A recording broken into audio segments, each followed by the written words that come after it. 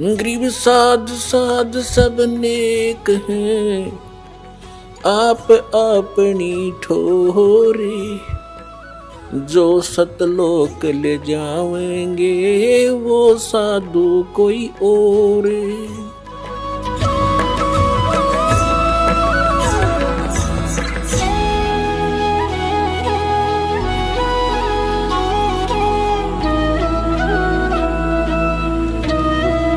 ये मैं कोई डूम बाट नहीं, कोई मांगनियां खड़ियां नहीं, एक मैंने रोजी रोटी ना मिल रही थी। इस दास ने इस परमात्मा के प्रोसेस को, इसके सारे ज्ञान को बहुत गहराई से समझा है और तब इसके ऊपर कदम रखा है। और कितने संघर्ष के बाद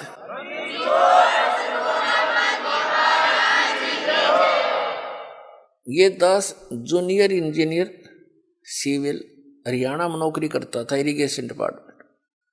जब से ये ज्ञान हुआ, एक नारी तड़प बनी और ये सोचा करता था कि भगवान ये सभी मेरे जैसे दुखी हैं, सभी परमात्मा के लिए भटक रहे हैं। कोई सालासर जाता है, कोई वैष्णो देवी, कोई अमरनाथ के इतनी भयंकर पहाड़ियों पर चढ़ जाता है, वहां मर भी जाते हैं बर्फीले तूफानों से, फिर भी जाते हैं, अगले दूसरे हिचकते नहीं। और ये ज्ञान यदि आपके बच्चों तक पहुंच जाए, भक्ति ते न करनी है तो या अच्छी भक्ति करेंगे तो काम आओगे, तो डरे ढोरे। और कुछ फिर ये हुआ था कि असंग जन्म हो गया, हमने ये नौकरी करते हैं कि तो बालक पैदा करके न पालते पोसते, राजा भी बन दिए, परमात्मा का विधान बताता है, फिर गधे भी बन गए। तो ये सोचा था दास ने कि भगवान दया करे, उसका प्रचार करूं। जब तक आदेश नहीं था नाम का, तो भक्तों से मिलता था, अपने मित्रों से, रिश्तेदारों से, घर वालों से, सबको कहता कहवाता, और जो समझ जाता नाम दिलवाता था अपने पूज्य गुरुदेव जी से। फिर और मन में ये सोचा करता कि इस नौकरी ने छोड़ छाड़ के अपनी तो भक्ति करूं, इसमें तो सारा दिन सिर दर्द रहता है। लेकिन वो भी हमारी अपनी बालक वाली सोच थी। लेकिन परमात्मा का ज्ञान तो ये कहता है कि डेरे डंडे खुश रहो, खुश रे लेना मोक्ष। द्रुपरलाद भी पार हो गए, फिर गृहस्थी में के दोष। तो फिर दिल सा डटे था।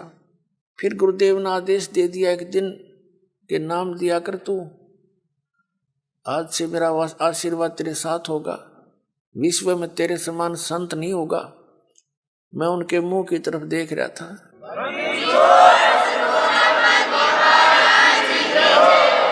क्योंकि अपनी औकात से जीव खूब परिचित होता है, मानने चाहे ना मानने।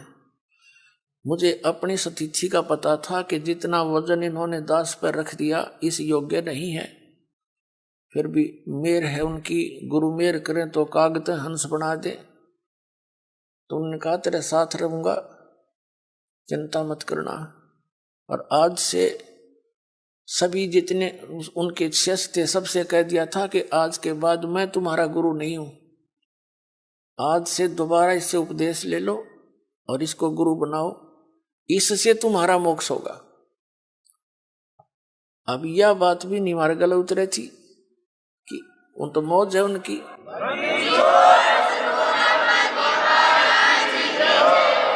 कहने का भाव यह था कि उन्होंने अपना वजन तार दिया। क्यों? उन परमात्मा के हंस थे वो खास, और सुनियोजित तरीके से इस बिचली पीढ़ी तक ये मूल धन लाना था हमने।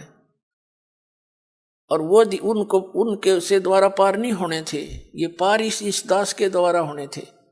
इसलिए उन्होंने अपना पल्ला झाड़ दिया और अपना वजन कति खत्म कर दिया। मैं तुम्हारा गुरु नहीं हूं, अब ये है वो गुरु जिसकी तुम्हें आवश्यकता है। छुड़ानी के अंदर उन्होंने स्पेशल ब्लॉक सबको सामने कह दिया था। तो बुद्धिमान व्यक्ति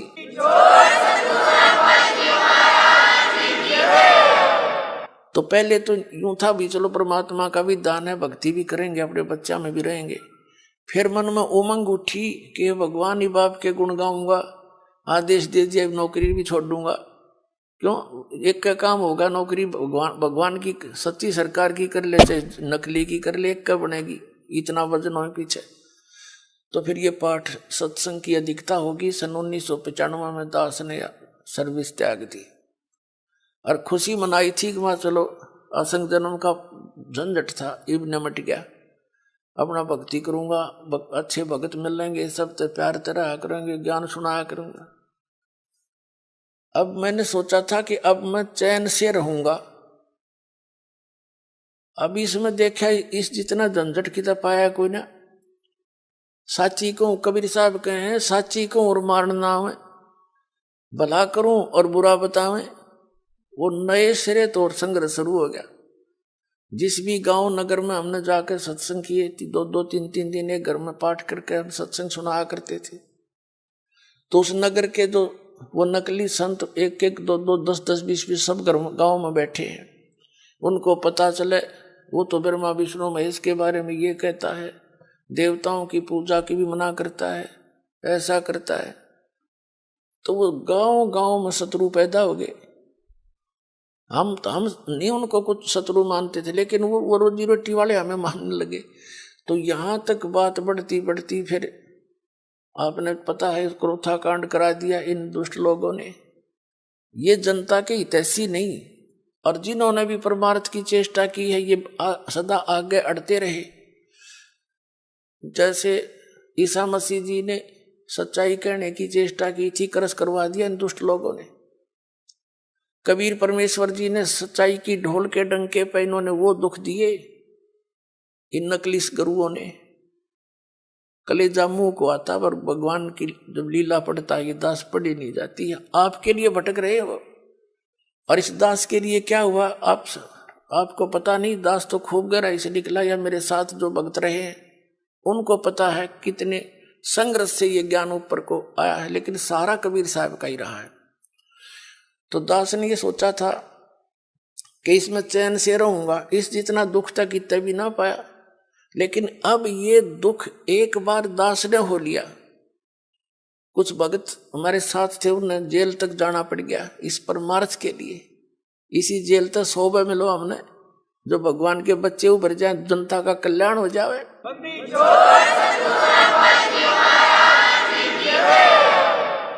तो उस दिन से लेकर आज तक वो संघर्ष जारी है। लेकिन अब परमात्मा की दया होगी कि परमात्मा के बच्चे इन प्रमाणों को देखकर अब इनका यो ज्ञान समझ में आ गया, इन्हें सो आ गया। पहले तो सुहा हुआ ही नहीं था, टीवी ऑन करें थे और यूं पता ये सुनने को मिल जाए ब्रह्मा विष्णु महेश नासवान ने टीवी बंद कर दे थे, 36 गाल दास ने दे थे। यो बकवाद करता है, ब्रह्मा विष्णु जी को भी नासवान बताता है, इनके माता पिता बताता है। मैं तो पढ़ के सुनाता हूं, बताता नहीं। इनका इतिहास लिखा हुआ है, और वो तुम्हें पढ़ने को, आप जी को मिला नहीं पढ़ने को, आप समझ नहीं सके। दास तो समझ आ रहा है कि ये लिखा है इनके इतिहास में, तो अब मान गए ये।